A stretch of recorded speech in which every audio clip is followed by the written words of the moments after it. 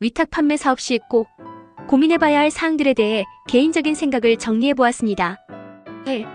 가격 경쟁력이 없다.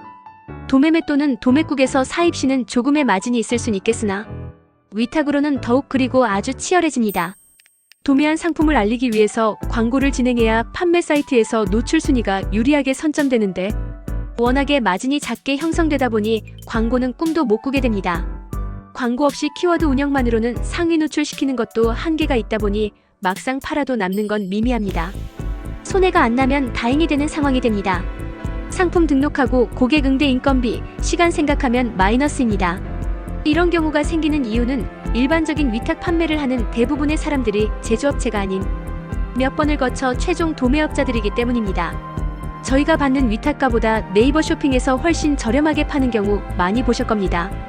결국 제조업체나 최상위 도매업자들만 수익을 창출할 수 있고 최종 도매업자는 홍보만 열심히 해준 경우가 생기게 됩니다.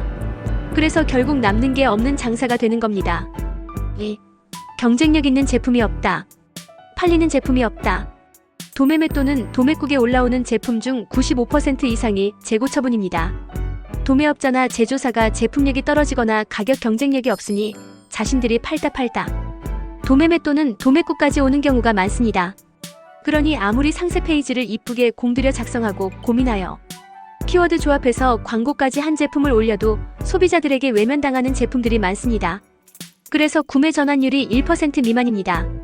결국 제품을 올리는 인건비와 시간, 그리고 홍보하기 위해 들어간 광고비만 날리게 되는 겁니다. 즉 이미 벌써 소비자들에게 외면당한 상품을 포장지만 바꿔서 내놓는 꼴이 되는 겁니다. 그럼 나머지 5%는 어떤 제품이냐면 제품력도 괜찮고 판매도 꾸준히 되지만 제조업체나 최상위 도매업체자가 현금 유동성을 위해 급히 판매해야 하는 경우입니다. 이 경우에도 추가 물량 들어올 금액이 마련되면 결국 제품 내립니다. 최종 도매업자들은 결국에는 이들에게 이용만 당하고 팽당하는 모습이 그려지게 되어 있습니다. 3. 진정한 도매업자가 더 이상 존재하지 않는다. 이젠 더 이상 잔한 도매매 또는 도매국의 명성과 경쟁력은 끝에 다다랐다고 봅니다. 위탁 판매자를 위한 공간이 아니고 제조업체나 최상위 도매업자들을 위한 공간이 된 지 오래입니다. 위탁 판매자는 본인의 노동력과 시간, 돈을 들여서 남의 제품 홍보해주는 것입니다.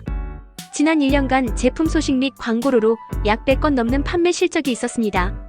판매가 매우 잘 된 것도 아니고 제 상점에 고객들이 많이 유입된 것도 아닙니다. 그런데 이 중에서 좀 인기 있는 제품들은 품절로 인한 취소가 절반 이상이 됩니다. 고르고 고른 제품 중에 고객에게 경쟁력 있을 것이라 생각한 제품을 올리고 최소 마진으로 계산해서 광고해서 판매가 되어도 막상 주문을 넣으면 품절 처리를 해버리는 경우가 많았습니다.